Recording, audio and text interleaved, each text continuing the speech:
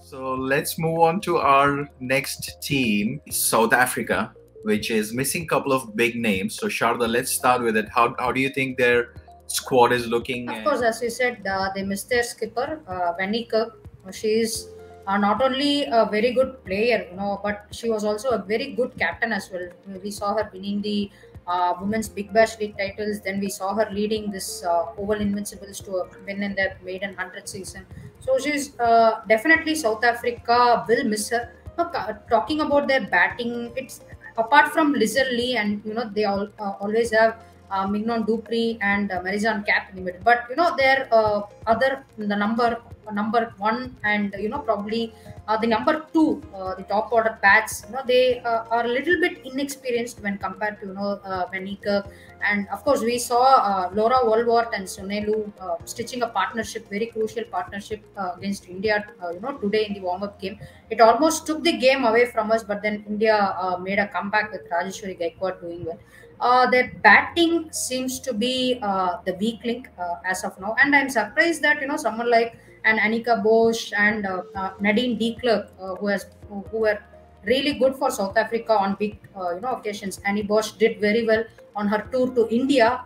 She seemed to be a very positive and attacking player, and Nadine de Klerk also has bowled a pretty decent lines and has also been amongst the wicket columns in foreign conditions, especially in places like Australia and New Zealand, being left out of the main squad. So their bowling, yes, of course, they have Shabnam Ismail and Marizan Cap.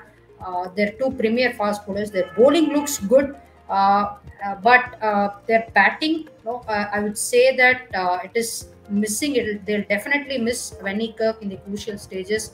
It looks a little bit less balanced, when compared to the other sides. And also one more point is that experienced spinner.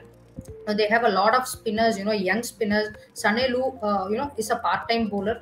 She can also bowl spin. But again, when compared to all the other teams, someone like a Jess Jonathan or someone like Rajeshwari Gaikwad, they don't have that kind of a quality spinner among the South African squad. So the spin and the batting department seems to be a little bit inexperienced. And of course, Julie, today they had the warm-up game versus India. And also the captain of South Africa, Sune Luus, said that they'll play every game like final. So what are you expecting out of the squad in front of us? Sune Luus is going to be the captain, stand-in captain, if we may say so, for this World Cup. She is relatively less experienced as a captain compared to someone like Dane van Niekerk, who we are missing because of the ankle injury, of course. So it is going to be a challenge not only for her to lead as a team, but also perform a role as both batter as well as a good leg spinner. South African men's team is often referred to as chokers, and the women's team doesn't like them also to be called as chokers. So there's no doubt that they are going to put in their blood and sweat going into the World Cup. And of course, we have seen in the last two World Cups, of course, in the 2020, which was a T20 World Cup year, as well as the 2017 World Cup, 50 over World Cup, they ended in the top four. So definitely this side is going to be a side to look for. But again, there are some weak links. They'll definitely miss their captain Niekerk. But they have some good batters in Laura Wolwart, who's been looking in good touch. Chloe Tryon has come back, and she's a good hard-hitting batter and can play the role of a finisher.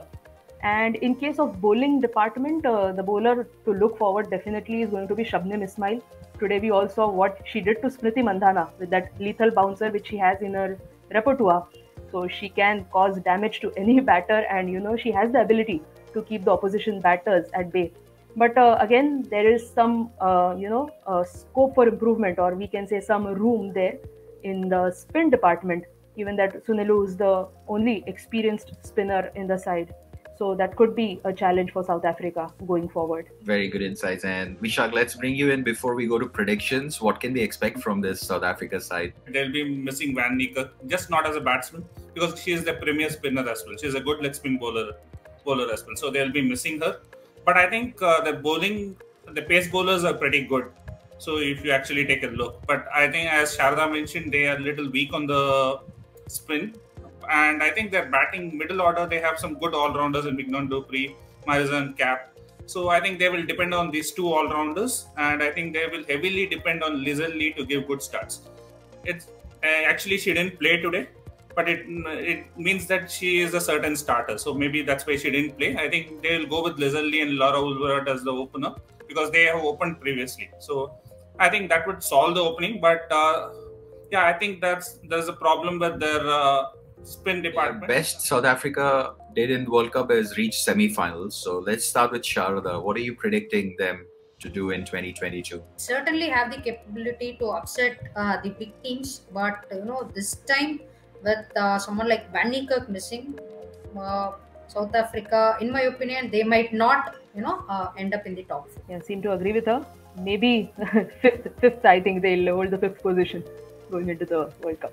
Pacific. And then Vishal? Maybe they're not going to make the top four, considering the other teams, the way they are built, right? I think South Africa may not make the top four. Okay, wow. Okay. All right. So that's two teams down, South Africa